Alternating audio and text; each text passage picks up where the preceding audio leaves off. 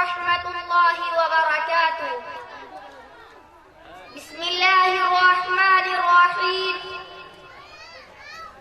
الحمد لله الذي خلق الإنسان وعلمه البيان وأحسنه تقويما، وأشهد أن لا إله إلا الله، وأشهد أن محمدا صلى الله عليه وسلم.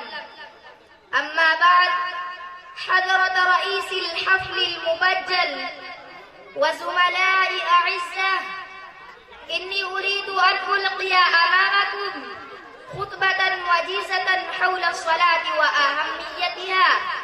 يا إخواني وزملائي، إن الصلاة فريضة إسلامية أكيدة، إنها ركن متين للشريعة الإسلامية، إنها أساس قوي للحياة الإسلامي، إنها بناء عظيم يقوم عليها الشرع الإسلامي، إنها مكيال للصلاح والفلاح، إنها مقياس للنجاح والرشاد، إنها شعار الصالحين، وصيمة للمتقين، إنها غذاء الروح والنفس، إنها تسلية للهم والحزن، إنها قرة العين والقلب، قرة النفس والروح، إنها تهذب السيئات، إنها تسوق الأفكار السليمة، إقامتها إقامة الدين، وهدمها هدم الدين.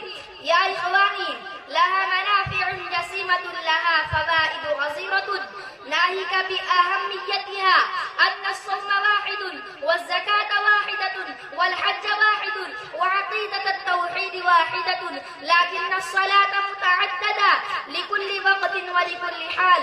هذه الصلوات الخمسة، هذه صلاة الجمعة، هذه صلاة الخوف، هذه صلاة العيدين، هذه صلاة الجنازة، هذه صلاة المريض، هذه صلاة السفر.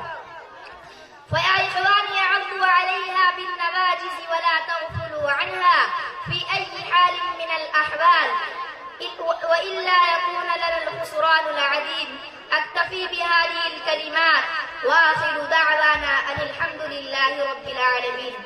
माशाअल्लाह, अरबी ज़बान में ये छोटा